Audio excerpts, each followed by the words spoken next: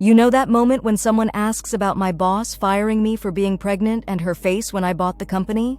Yeah, well, buckle up, Buttercup, because that story is about to get real ugly real fast. 3 months pregnant. 3 fucking months. And I'm sitting in Sandra Mitchell's corner office with its fake motivational posters and that ridiculous live, laugh, love sign that I always wanted to rip off the wall. The irony wasn't lost on me even then. Here's a woman who's about to destroy my life while surrounded by inspirational bullshit about living your best life. My hands are trembling slightly as I rest them on my still flat stomach, and I can feel my heart hammering against my ribs like it's trying to escape what's coming. Sandra's sitting there with her perfectly blown-out hair and her power suit that probably costs more than my monthly rent, shuffling through papers like she's about to deliver a quarterly report instead of ruining someone's entire existence. The nausea hits me in waves, though whether that's morning sickness or pure dread, I honestly can't tell anymore. Everything in this room feels too bright, too sharp, like someone cranked up the saturation on reality just to make this moment more excruciating. So Emma? She starts, and her voice has that fake sweet quality that makes my skin crawl. You know the tone, the one people use right before they're about to fuck you over but want to pretend they're doing you a favor. I'm sure you know why I called you in here today. Actually, no, Sandra, I fucking don't. Because up until this moment, I thought I was a valued employee. I thought my 3 years of 60-hour weeks, missed family dinners, and sacrificed weekends actually meant something to this company. I thought the glowing performance reviews and the raise I got 6 months ago were indicators that I was doing something right, but I can see it in her eyes now. That cold, calculating look that tells me I've been living in a fantasy. My throat feels like it's closing up, and I have to force myself to breathe normally because I refuse to give her the satisfaction of seeing me panic. The company is going through some restructuring, she continues, and each word feels like a nail being hammered into my coffin. We've had to make some difficult decisions about staffing. Restructuring. Right. Because that's what we're calling it when you fire the pregnant woman. But keep Jerry from accounting, who spends half his day looking at fantasy football stats and the other half sexually harassing the interns. I can feel the blood rushing in my ears, and my vision gets a little spotty around the edges. This can't be happening. This cannot be fucking happening. I just told my husband Mike about the baby 2 weeks ago. We just started talking about converting the spare room into a nursery. We just started allowing ourselves to get excited about the future. Due to budget constraints, Sandra says, and I swear to God, if she uses one more corporate euphemism, I'm going to lose my shit right here in this office. We're going to have to let you go, effective immediately. Effective immediately. 3 years of my life gone. Just like that. The worst part? The absolute worst fucking part? She's trying to look sympathetic while she does it. Like she's performing compassion for an audience that isn't there. Her head is tilted at that angle people use when they're fake concerned, and she's got this little frown that's supposed to convey regret, but really just makes her look constipated.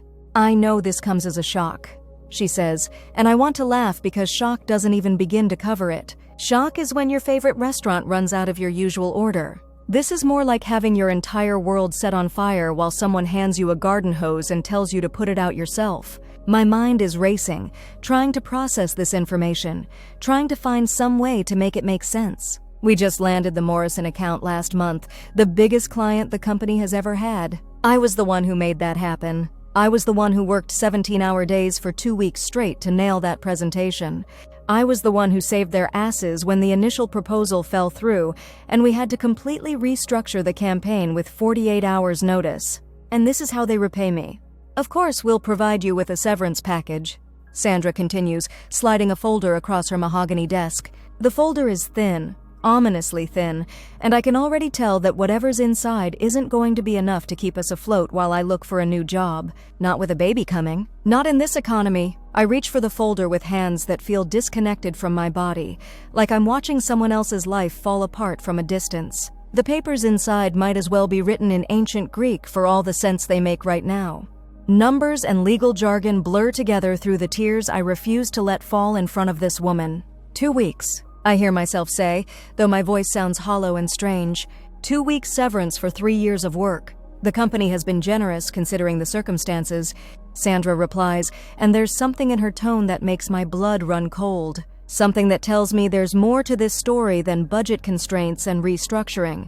Circumstances. What circumstances? The circumstances of me being pregnant? The circumstances of me having the audacity to reproduce while employed? The circumstances of me being young enough to actually use the maternity leave benefits that are supposedly part of our compensation package?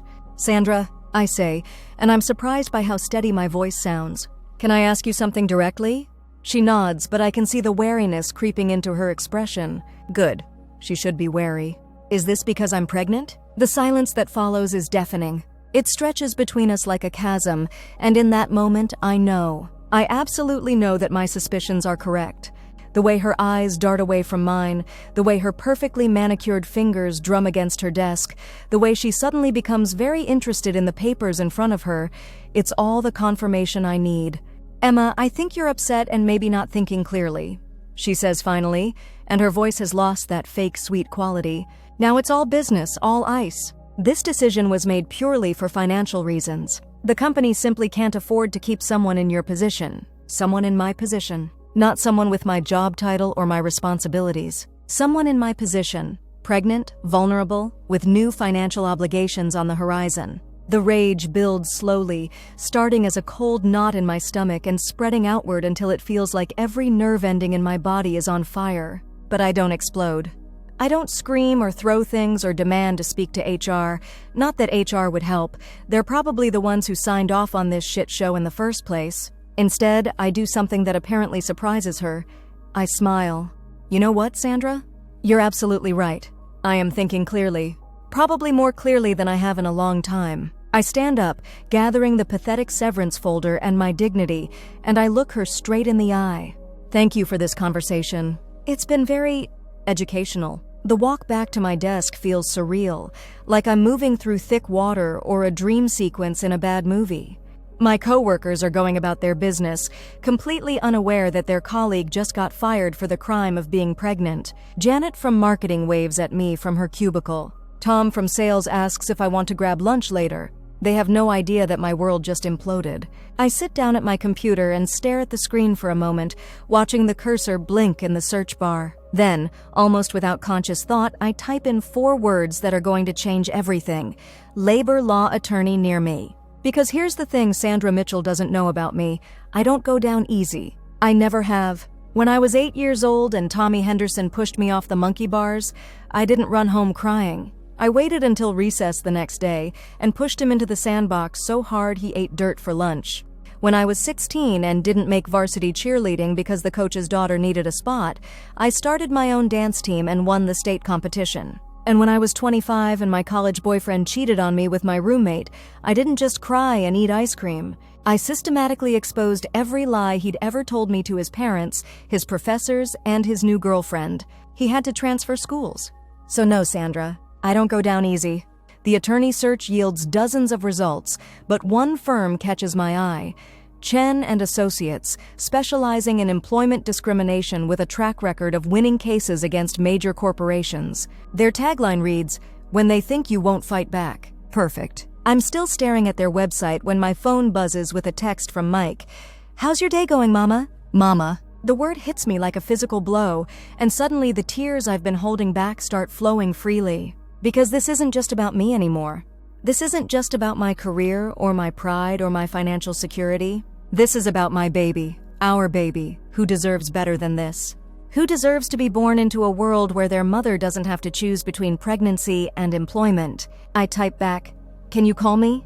I need to hear your voice." 3 minutes later, my phone rings and Mike's concerned voice fills my ear. "Emma? What's wrong? You sound upset." And that's when it all comes pouring out. The meeting, the firing, the thinly veiled discrimination, the pathetic severance package. Mike listens without interrupting, and I can hear his breathing getting heavier as I talk. "Those fucking bastards," he says finally, and Mike never swears. Ever. The fact that he just dropped an F-bomb tells me everything I need to know about how angry he is. "Emma, you know this is illegal, right? You know they can't do this?" "I know," I whisper. "I'm looking at lawyers right now." Good. Because I don't care if it takes every penny we have, we're going to make them pay for this. And that's the moment, right there with my husband's fury matching my own, that something crystallizes in my mind. Something cold and sharp and absolutely fucking deadly. They think they can destroy my life and get away with it. They think I'm just another statistic, another pregnant woman who'll slink away quietly rather than fight back. They think I don't have the resources or the will or the connections to make them regret this decision. They're about to find out how wrong they are. I hang up with Mike and dial the number for Chen and Associates. The receptionist patches me through to Sarah Chen herself, and I spend the next hour laying out my case. By the end of the call, I have an appointment for tomorrow morning and a growing sense that Sandra Mitchell just made the biggest mistake of her professional life. But even as I'm making plans for legal action, another idea is starting to form in the back of my mind. Something bigger than a lawsuit. Something that would really send a message. I think about the Morrison account, the one I landed, the one that's probably going to make the company millions over the next 5 years.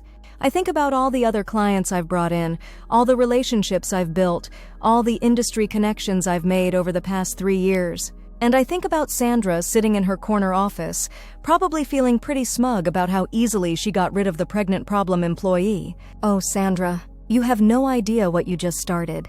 But you're about to find out. The meeting with Sarah Chen goes better than I could have hoped. Her office is nothing like Sandra's corporate shrine to fake inspiration. It's all dark wood, leather-bound law books, and a wall covered with framed newspaper clippings of her victories against companies that thought they could screw over their employees. Sarah herself is about my age, maybe a few years older, with sharp eyes behind designer glasses and the kind of confident energy that tells me she's used to winning. They fucked up, she says bluntly after I finish recounting yesterday's disaster. Pardon my French, but there's really no other way to put it. This is textbook pregnancy discrimination, and the fact that they did it so blatantly tells me they either think you won't fight back, or they're incompetent enough to believe their own bullshit about budget constraints. I lean forward in my chair, feeling something like hope for the first time in 24 hours. So we have a case? Oh honey, we don't just have a case. We have a slam dunk. The timing alone is damning. You announce your pregnancy and get fired 3 weeks later? For financial reasons while they keep employees with worse performance records? Sarah shakes her head. A first-year law student could win this case. What are we talking about in terms of settlement? Well, that depends on how far you want to take this. We could probably get you a decent settlement pretty quickly, enough to cover lost wages, legal fees, maybe some punitive damages. But, she pauses, studying my face. Something tells me you're not just looking for a payday here. She's right. The money would be nice. God knows we need it with a baby coming, but there's something deeper burning in my chest. Something that wants more than just compensation. I want consequences. I want Sandra Mitchell to feel even a fraction of the helplessness and humiliation she put me through. I want the company to understand that what they did wasn't just illegal, it was fucking evil. I want them to hurt, I say quietly. I want everyone to know what kind of company this is. I want other women to see that you can't just roll over and take this shit. Sarah grins, and it's not entirely pleasant. Now you're speaking my language. If we go full scorched earth, lawsuit, media attention, public pressure, we're talking about a much bigger impact. Not just financial consequences, but reputational damage that could affect their ability to recruit, retain clients, attract investors. But, she continues, that kind of campaign takes time, energy, and emotional resilience. You'd be putting yourself in the spotlight, reliving this experience over and over in depositions and interviews. Are you prepared for that? Am I prepared for that? I think about my baby, growing inside me while I sit in this office planning to take down the company that tried to destroy our future. I think about all the other women who might be working there right now, wondering if they'll ever be able to have children without risking their careers. I think about Sandra Mitchell's smug face as she handed me that pathetic severance package. Yeah, I say.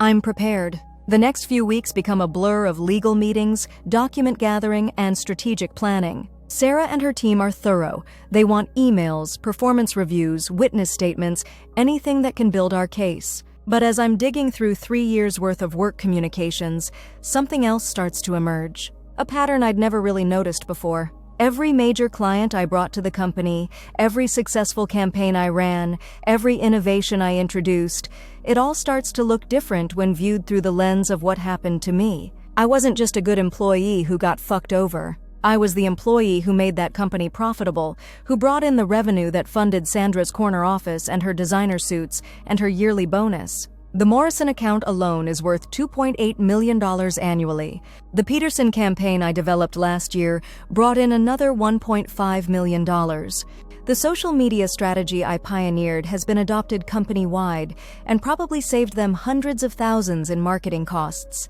I wasn't just replaceable staff, I was a revenue-generating machine who got discarded the moment I became inconvenient. But here's the thing that really starts to eat at me.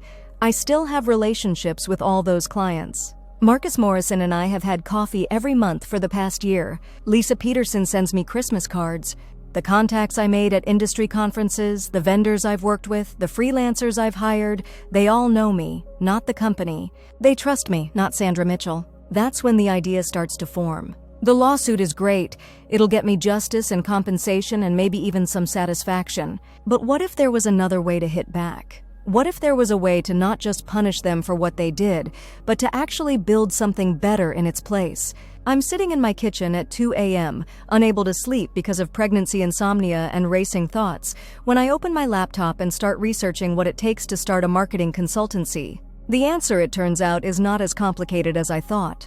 A business license, some basic insurance, a website, and clients.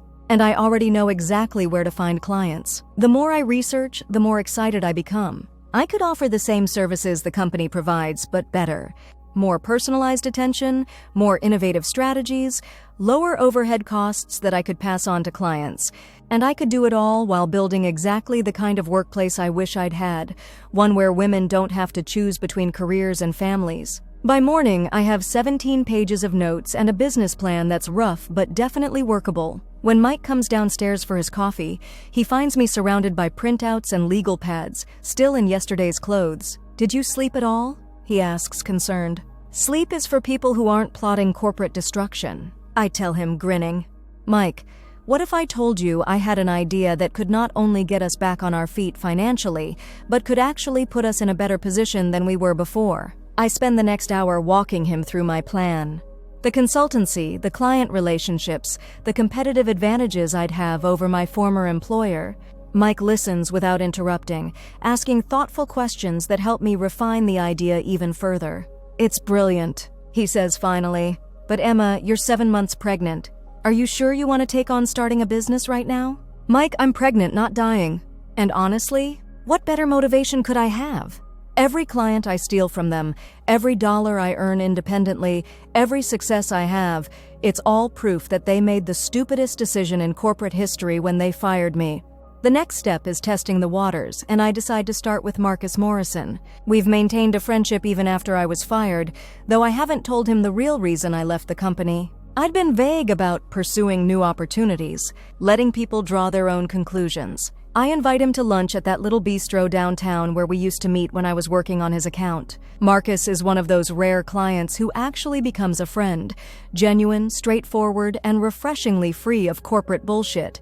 "Emma, I have to be honest," he says after we've ordered. "The work quality has gone downhill since you left. The new account manager they assigned to us is," he pauses diplomatically, "less experienced." "I'm sorry to hear that," I say, though internally I'm doing cartwheels. "What kind of issues are you having?" "Response time is slower, the creative concepts feel generic, and honestly, it just doesn't feel like they understand our brand the way you did. I've been thinking about switching agencies, but the thought of starting over with someone new is exhausting. This is it. This is my opening."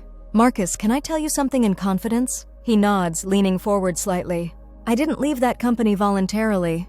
They fired me because I'm pregnant. I'm actually in the process of suing them for discrimination." His face goes through several expressions: surprise, anger, disgust. "Those fucking assholes," he says finally. "Excuse my language, but that's exactly the kind of shit that makes me hate corporate America." "I appreciate that. But here's the thing, I'm not just sitting around feeling sorry for myself. I'm starting my own consultancy, and I'd love to have you as my first client." I spend the next 20 minutes outlining my vision for Morrison Marketing Solutions. I'd already picked out names for each potential client. Personal touch, right? Dedicated attention, innovative strategies, competitive pricing, and the same person he'd been working with all along, just without the corporate overhead and bureaucracy. "When can you start?" he asks before I'm even finished with my pitch. 2 weeks later, I have contracts with Morrison, Peterson, and 3 other former clients. Word is spreading through my professional network about my new venture, and I'm getting inquiries from companies that had never even heard of my former employer. The business is growing faster than I anticipated, and I haven't even officially launched yet. But the real satisfaction comes from watching my former company scramble. Through my remaining contacts there, people have a way of staying loyal to the person who actually did the work, rather than the company that took credit for it. I hear that Sandra is in panic mode. They've lost 5 major clients in 6 weeks, and the ones who remain are asking uncomfortable questions about account management changes. The lawsuit is progressing beautifully too. Sarah tells me that the company's lawyers are already making noise about settlement negotiations, which means they know they're fucked. But more importantly, the local business journal picked up the story, and suddenly my case isn't just about me, it's become a symbol of the broader conversation about pregnancy discrimination in the workplace. The article features quotes from other women who've experienced similar treatment, statistics about pregnancy discrimination lawsuits, and expert commentary about the illegal but widespread practice of firing pregnant employees. My former company isn't named directly, yet. Sarah says that comes later, but anyone in the industry knows exactly which firm we're talking about. I'm 34 weeks pregnant now, and my growing belly has become a symbol of defiance rather than vulnerability. Every client meeting, every successful campaign, every dollar earned is proof that Sandra Mitchell was spectacularly wrong about my value and my determination. The best part? I'm having fun. For the first time in years, I actually love my work again. I'm not just executing someone else's vision or padding someone else's profit margins. I'm building something that's mine, creating the kind of workplace I wish had existed when I needed it, and proving that treating employees like human beings is actually good for business. Mike finds me one evening working at our kitchen table, laptop open, phone pressed to my ear as I walk a new client through a campaign strategy. When I hang up, he sits down across from me with a cup of tea and just watches me work for a moment. "You know what I love about this whole situation?" he says finally. "What's that?" "They thought they were getting rid of a problem employee. Instead, they created their biggest competitor." He's right. What started as an act of cruelty has become the foundation for something bigger and better than anything I could have achieved while working for someone else. My former company didn't just lose an employee when they fired me. They lost their competitive advantage, their client relationships, and their reputation. They traded short-term convenience for long-term catastrophe. But I'm not done yet. Not even close. Because tomorrow morning, I have a meeting scheduled with the CEO of Hartwell Industries, the biggest potential client my former company has been courting for over a year. The same account that Sandra has been personally managing, the one she's been using to justify her own executive bonus structure. And thanks to a mutual connection from my college alumni network, they're very interested in hearing what I have to offer. The beautiful irony is that Sandra trained me too well. She taught me to be ruthless in pursuing clients, to find their pain points and position myself as the solution, to never accept no as a final answer. She just never expected me to use those skills against her. As I'm preparing my presentation for Hartwell, I can't help but smile thinking about Sandra getting the call that they've decided to go with a different agency. A newer, hungrier, more innovative agency that understands their needs better. An agency run by the pregnant woman she thought she could discard without consequences. The presentation is flawless. The contract is signed. And Sandra Mitchell is about to learn that some fires, once lit, burn everything in their path. The Hartwell contract is just the beginning. Over the next month, it's like dominoes falling in slow motion, each one more satisfying than the last. I'm 38 weeks pregnant now, waddling around like a house but feeling more powerful than I ever have in my life. My business has grown from an angry dream into a legitimate threat, and I can practically feel Sandra's desperation through the corporate grapevine. The sweet, sweet irony is that I'm using the conference room in Mike's law firm for my client meetings now. The same building where Sarah Chen is systematically destroying my former company's legal defenses. Sometimes I pass her in the hallway, and we exchange these knowing looks like we're co-conspirators in the world's most satisfying revenge plot. "Emma," Sarah says, catching me after one particularly brutal deposition where she'd reduced the company's HR director to stuttering admissions of policy violations, "I have news." We step into her office and she's grinning like a cat who caught a canary, a mouse, and a fish all at the same time. They want to settle. For how much? 6 figures. High 6 figures. The number she writes on a piece of paper makes me sit down hard in her leather chair. It's more money than Mike and I make combined in 2 years. It's fuck you money. It's never have to worry about anything again money. But here's the interesting part, Sarah continues. The settlement offer comes with a very specific request. They want you to sign a non-disclosure agreement that would prevent you from talking about the case, the company, or the circumstances of your termination. Ever. They also want you to agree to a non-compete clause that would prevent you from soliciting their clients for 5 years. I start laughing. Not a polite chuckle, but full-blown, belly-shaking, tears streaming down my face laughter. Sarah looks concerned until I manage to explain. They still think this is about money. I gasp between giggles. They think they can just pay me to go away and everything will go back to normal. They have no idea that I've already taken half their client base and I'm just getting started. Sarah's grin gets even wider. So I take it you're not interested in their settlement offer? Counteroffer, I say, wiping my eyes. Same money, no NDA, no non-compete, and I want Sandra Mitchell's resignation letter on my desk within 48 hours. Emma, they'll never... Then we go to trial. Full media circus. Every dirty detail becomes public record. I want the Business Journal, the Times, hell, I want this case to become a Harvard Business School case study in how not to treat employees. Sarah is practically vibrating with excitement. You know what? I think you might get everything you're asking for. She's right. 46 hours later, I'm sitting in my kitchen, now converted into a makeshift office headquarters, when my phone buzzes with an email from Sarah. The subject line reads, "Resignation letter attached."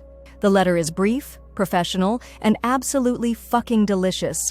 Dear Board of Directors, effective immediately, I am resigning from my position as Senior Vice President of Operations. I believe this decision is in the best interests of both myself and the company moving forward. I will be available for transition assistance as needed. Sincerely, Sandra Mitchell. The best part? According to my source inside the company, Jerry from accounting, who apparently has always hated Sandra and is enjoying her downfall immensely, she didn't go quietly. There was screaming, there were threats about wrongful termination, oh, the irony, and there was a particularly satisfying moment where she swept everything off her desk in a dramatic fury and stormed out. The company issued a brief statement about leadership changes and new strategic direction, but everyone in the industry knows exactly what happened. Sandra Mitchell, the woman who thought she could fire a pregnant employee without consequences, just got absolutely destroyed by the same pregnant employee she tried to discard. But wait, it gets better. 2 weeks after Sandra's resignation, I get a call that changes everything. The voice on the other end introduces himself as David Chen, Sarah's brother, and apparently a very successful private equity investor. Emma, I've been following your situation through my sister, and I have a proposition for you. Your former company is hemorrhaging clients and revenue.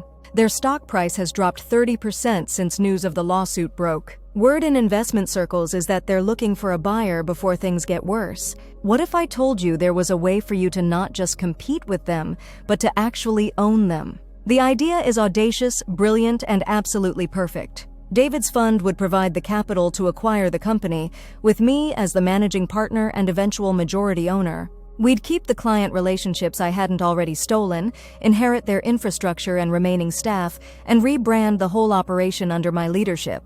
Think about it, David says. Instead of just beating them, you become them. Instead of just taking their clients, you take their entire business. And instead of Sandra Mitchell's legacy being about the executive who built a successful company, it becomes about the executive who was so incompetent and cruel that she literally handed over her own company to the employee she fired. I spend exactly 30 seconds thinking about it. Let's do it. The acquisition process takes 3 months, during which time I give birth to the most beautiful baby girl in the history of human reproduction. Lily Sarah Martinez, yes, named after my lawyer, arrives right on schedule, perfectly healthy, and apparently inheriting her mother's taste for dramatic timing. I'm literally in labor when David calls to tell me the acquisition paperwork is finalized. Emma, Mike says, holding our daughter while I'm on the phone conducting business from my hospital bed, you realize you're negotiating a corporate takeover while you've been in labor for 14 hours, right? And your point is? 3 weeks later, I'm walking back into my old office building for the first time since Sandra fired me. But this time, I'm not going to the 5th floor where my old cubicle used to be. I'm going straight to the top floor. to the corner office with the fake motivational posters. The security guard recognizes me and does a double take. "Ms. Martinez? I thought you—" "I'm back," I say simply, bouncing Lily in her carrier. "Actually, I'm the new owner." The elevator ride to the top floor feels like the longest 30 seconds of my life. When the doors open, I see familiar faces, former co-workers who are now my employees, looking shocked and confused and maybe a little scared about what this means for them. But the person I really want to see isn't there. Sandra cleaned out her office weeks ago, but her replacement, a nervous interim manager named Paul who clearly has no idea what he's doing, is waiting for me with a folder full of reports about declining performance and client defections. "Ms. Martinez," he stammers, "I have the quarterly numbers you requested, and I'm afraid they're not good.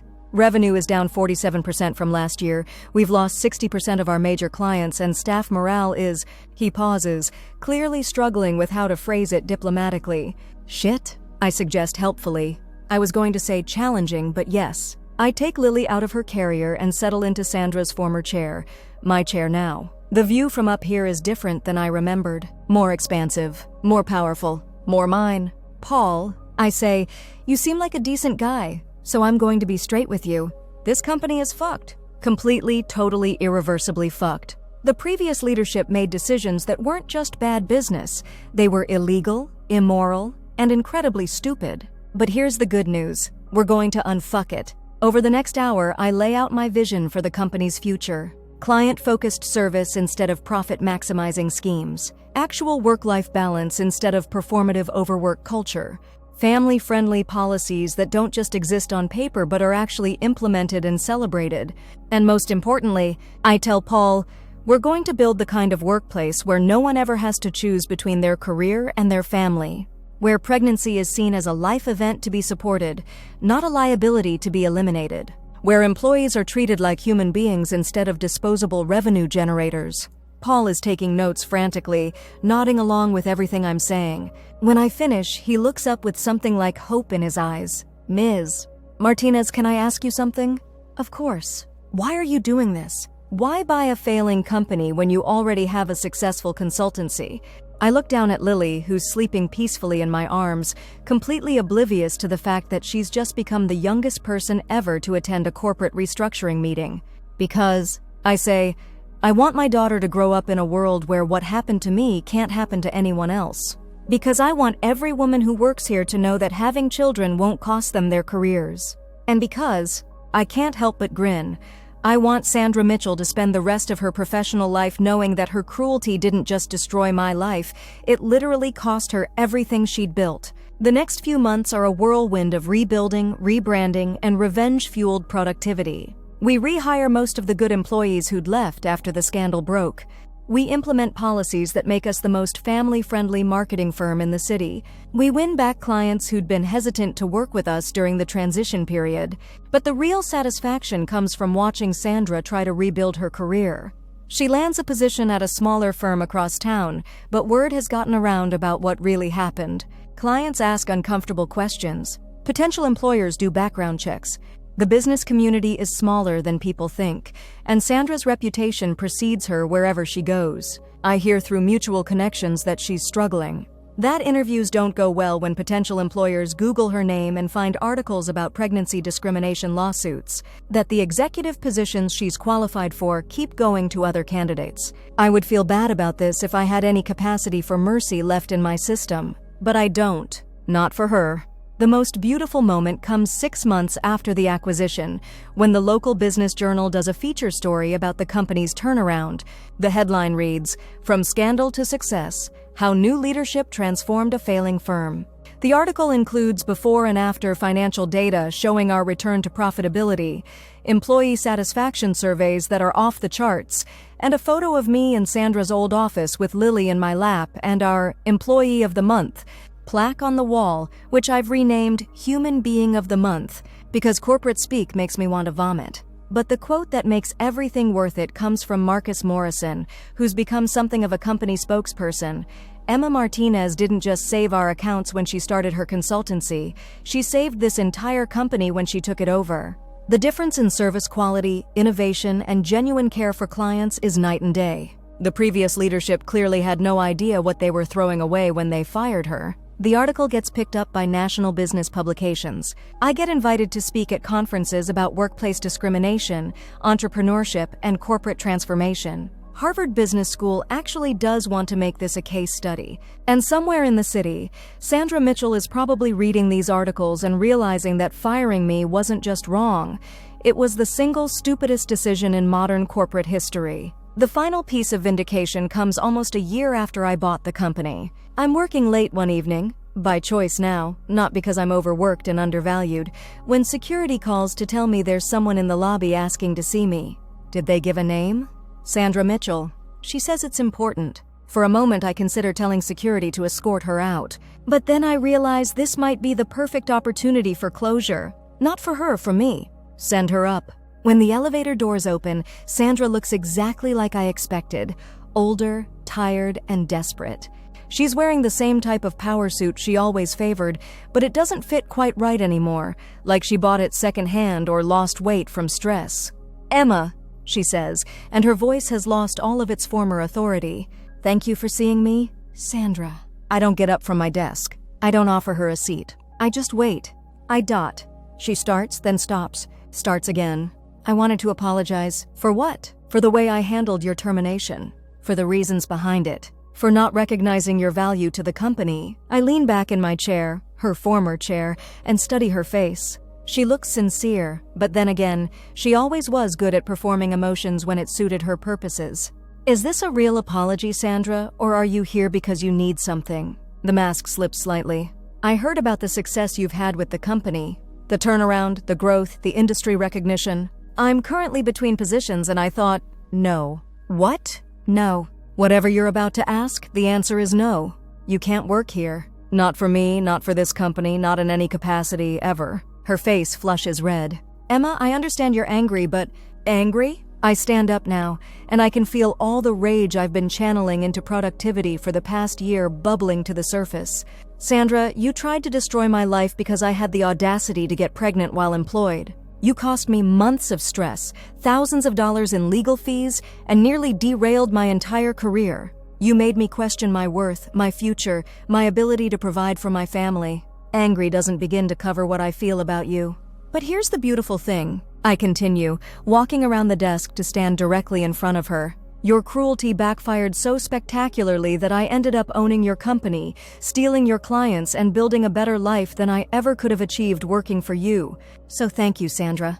Thank you for being exactly terrible enough to motivate me to destroy everything you worked for and build something better in its place." She opens her mouth to respond, but I'm not finished. "Security will escort you out now. If you ever set foot in this building again, I'll have you arrested for trespassing. And Sandra? Every successful quarter, every new client, every award this company wins, remember that it's all built on the foundation of your spectacular failure as a human being." I pick up my phone and dial security. "Please escort Ms. Mitchell to the elevator. She won't be returning." As she's walking away, shoulders slumped in defeat, I call out one last time. "Oh, and Sandra? The company health insurance now covers fertility treatments, adoption assistance, and 12 weeks of paid parental leave for all employees. You know, in case you were wondering what actual family-friendly policies look like." The elevator doors close on her humiliated face, and I sink back into my chair, heart pounding with adrenaline and satisfaction. It's over. Not just the confrontation, but all of it. The lawsuit, the business acquisition, the complete and total destruction of Sandra Mitchell's professional legacy. I've won. Not just legally, not just financially, but completely and utterly. Lily will grow up knowing that her mother fought back when powerful people tried to hurt our family. She'll never have to choose between career ambitions and personal dreams because I've built a world where that choice doesn't have to exist. And somewhere in the city, Sandra Mitchell is probably driving home to whatever sad apartment she can afford now, knowing that the pregnant woman she tried to discard just sent her away from the company that used to be hers. The company that's now mine. Forever. 2 years later, I'm sitting in my office, and yes, I still get a little thrill every time I think my office, watching Lily toddle around the conference room during our monthly all-hands meeting. She's become something of a company mascot, and watching my employees light up when she babbles at them never gets old. Today's meeting is special because we're announcing our biggest quarterly results ever, and I can't help but think about how different this moment is from that day in Sandra's office when my world imploded. The numbers are staggering. Revenue is up 340% from when I took over. We've expanded to a second office across town. We're booked solid through next year, and I had to turn down 3 major clients last month because we literally don't have capacity to take on more work. More importantly, we've had 0 employee turnover in 18 months, our workplace satisfaction scores are through the roof, and we've been featured in Fast Company as one of the best companies to work for in the state. But the statistic I'm most proud of? We've had 7 employees take parental leave in the past year, 4 women and 3 men, and every single one of them came back. Not because they had to for financial reasons, but because they wanted to. Because this is the kind of place where having a family makes you more valuable, not less. Boss, says Jake from our creative department, I have to ask, was any part of you planning this master revenge plot from the beginning, or did it all just fall into place? The whole room laughs because by now everyone knows the story. It's become company lore, told to every new hire as an example of what we stand for and what we'll never tolerate. Honestly, I bounce Lily on my knee while I think about it. I think Sandra Mitchell planned it better than I ever could have. Think about it. If she'd been a decent human being, if she'd followed the law, if she'd just treated me with basic respect, I'd probably still be working in a cubicle somewhere, making her rich while she took credit for my ideas. Instead, her cruelty gave me the motivation to build something better than anything I could have imagined working for someone else. So really, this is all thanks to Sandra. I raise my coffee mug in a mock toast. Here's to terrible bosses who don't know what they have until they lose it. The meeting wraps up with updates on our new employee wellness program, on-site childcare, mental health support, and flexible schedules that actually work. And I'm reminded again of how far we've come. But the real measure of success isn't just in the numbers or the accolades, it's in the text message I got from Marcus Morrison this morning. Emma, my wife just found out she's pregnant, and the first thing she said was, "Thank God I work for a company like yours now." She'd left her previous job to come work for us specifically because of our family policies. That evening, after everyone's gone home to their families, at reasonable hours, unlike the old days, I'm cleaning up the conference room when I find myself looking at the wall where Sandra's motivational posters used to hang. In their place, we have photos from company events, the baby shower we threw for our accountant, the celebration when our graphic designer adopted his son, candid shots of employees' kids visiting the office, real life instead of corporate inspiration porn. My phone buzzes with a Google alert I've had set up for 2 years now.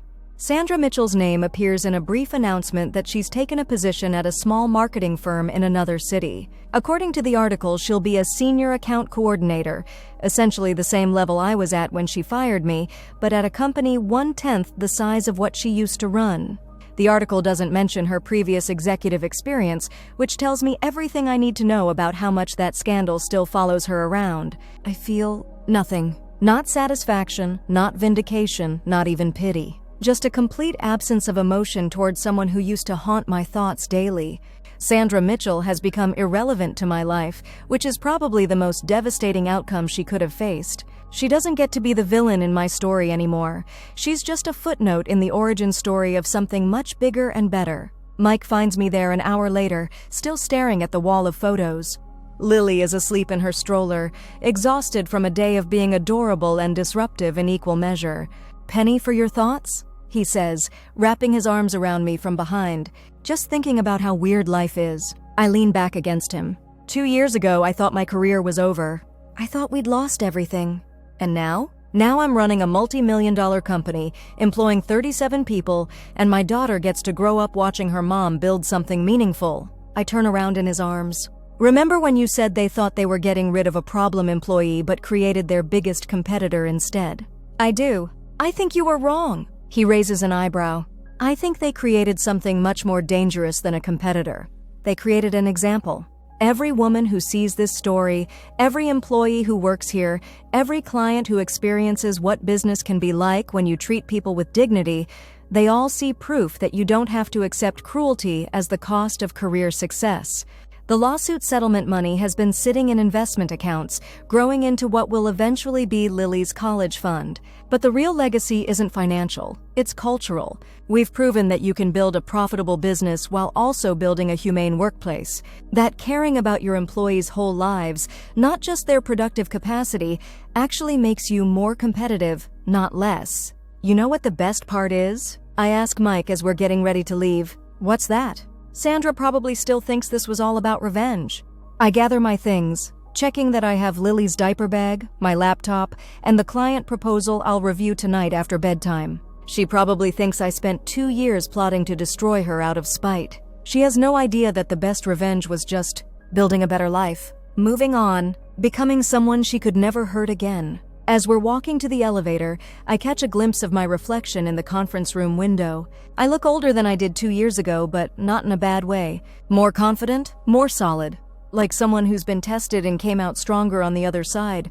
The elevator arrives, and as the doors close, I take one last look at the office that used to represent everything I thought I wanted, but could never quite achieve. Now it represents something different, not just professional success, but the realization that sometimes the worst thing that happens to you becomes the catalyst for the best thing you never knew you needed. Lily wakes up as we're walking to the car, blinking sleepily in the evening light. In a few years, she'll be old enough to understand what happened here, what it means, why it matters. She'll grow up knowing that her mom didn't just survive being knocked down, she used it as motivation to build something that makes sure other people don't have to go through the same thing. And if someone ever tries to tell her that she has to choose between her dreams and her family, she'll have a ready response. My mom owns a company that proves that's bullshit. That night, as I'm putting Lily to bed, she looks up at me with those impossibly wise baby eyes and says, "Mama work?" "Yes, sweetheart," I tell her, smoothing her hair. Mama works. But more importantly, Mama builds things that matter. And someday, if you want to, you can build things that matter too. But you'll never have to choose between building something meaningful and having a family, because Mama made sure that choice doesn't exist anymore. She doesn't understand the words yet, but she'll remember the feeling, the absolute certainty in my voice that the world will be different for her than it was for me. As I'm turning off her light, my phone buzzes with an email from Harvard Business School. They want to schedule another interview for their case study, this time focusing on long-term outcomes and sustainable business practices. The subject line reads, "The Sandra Mitchell case, 2 years later." I delete it without reading the full message. Sandra Mitchell doesn't get to be part of this story anymore. This isn't about what she did to me, it's about what I built afterward. It's about every employee who gets to bring their whole self to work. Every client who experiences what business relationships can be like when they're built on mutual respect instead of exploitation. Every little girl who'll grow up in a world where pregnancy isn't a career liability. That's my legacy. Not revenge, transformation. Not destruction, creation. And Sandra Mitchell?